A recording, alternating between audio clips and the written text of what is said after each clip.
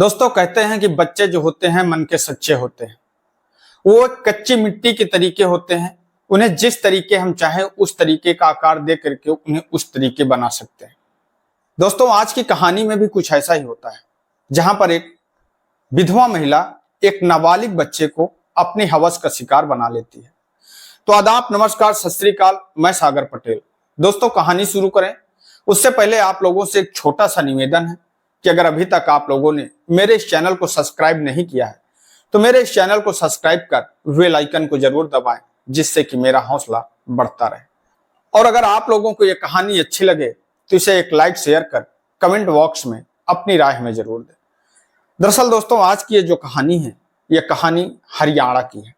हरियाणा के चांदहट थाना क्षेत्र की रहने वाली एक महिला 10 सितंबर 2019 को थाने जाती है और थाने जाकर के पुलिस वालों के सामने रो करके, हाथ जोड़ करके, गिड़गिड़ा करके कहने लगती है कि साहब, एक व्यक्ति जो हमारा लगातार शोषण करता है, मुझे ब्लैकमेल करता है, मेरे साथ में संबंध बनाता है और जिसकी वजह से मेरे पेट में उसका बच्चा पल रहा है।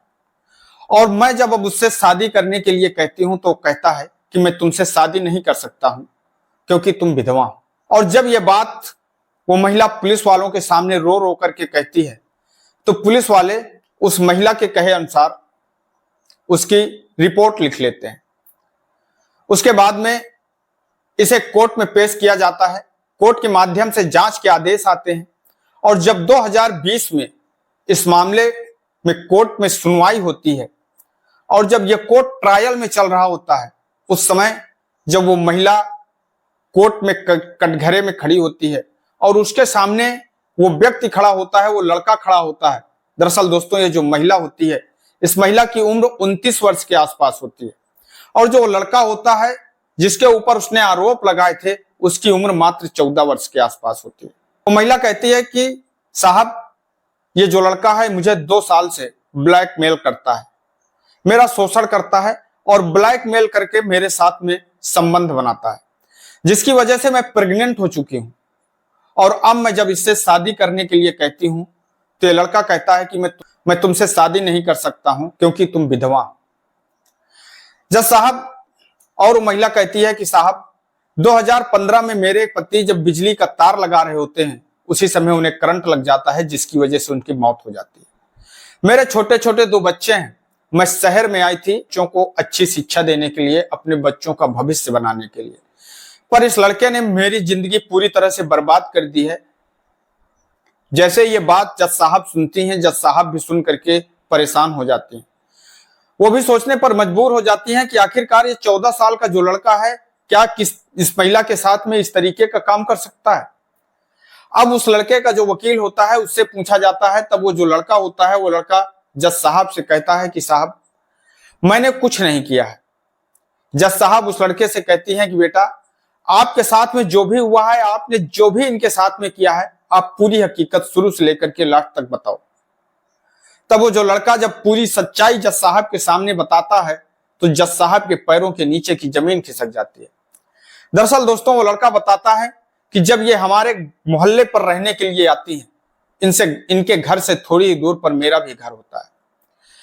ये अपने घर पर अकेली रहती हैं। एक दिन मैं रास्ते से गुजर रहा होता हूं, उसी समय मुझे अपने घर पर बुलाते हैं, मुझे कुछ पैसे देती हैं।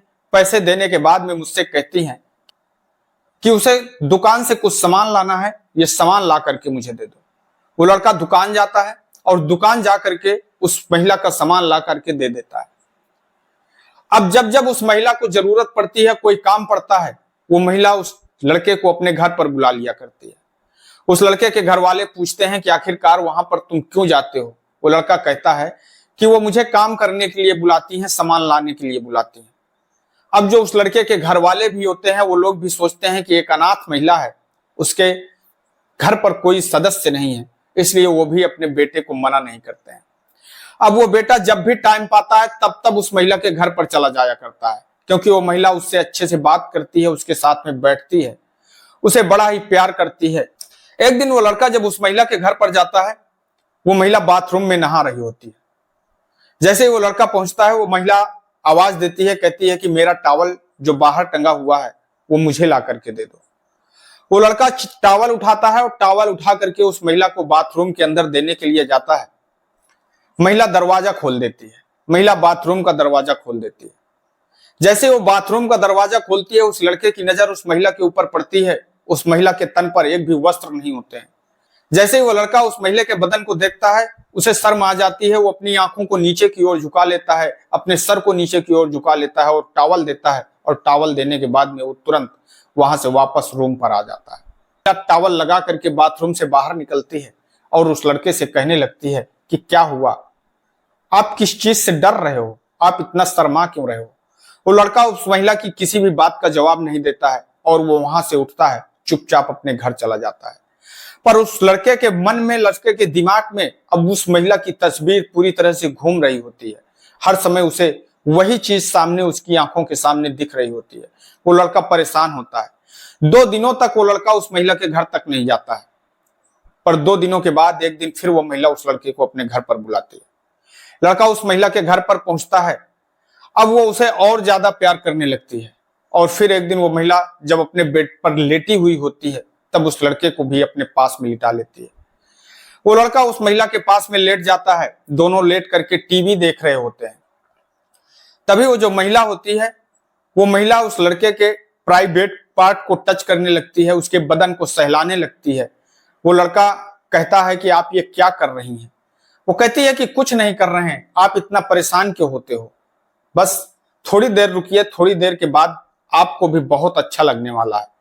वो लड़का भी थोड़ी देर शांत रहता है और जैसे जैसे वो महिला उसके बदन को टच करती है, उसके बदन को सहलाती है, वैसे वैसे उस लड़के को भी अच्छा लगने लगता है।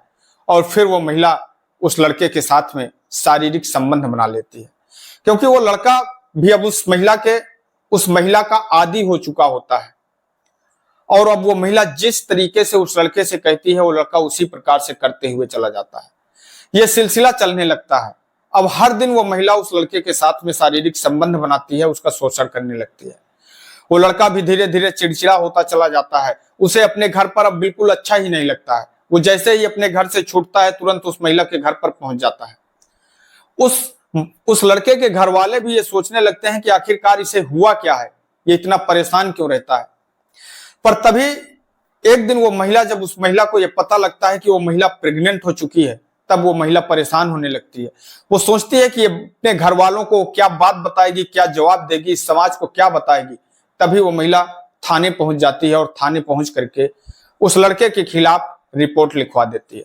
जज साहब जैसे ही ये सारी बात सुनते हैं, सुन करके जज साहब भी परेशान होते हैं और वो तुरंत यह आदेश देते हैं कि इस लड़के को बाइज्जत यहां से बरी किया जाता है और उस महिला के ऊपर संबंधित धाराओं में मुकदमा दर्ज कर उसे जेल भेज दिया जाता है।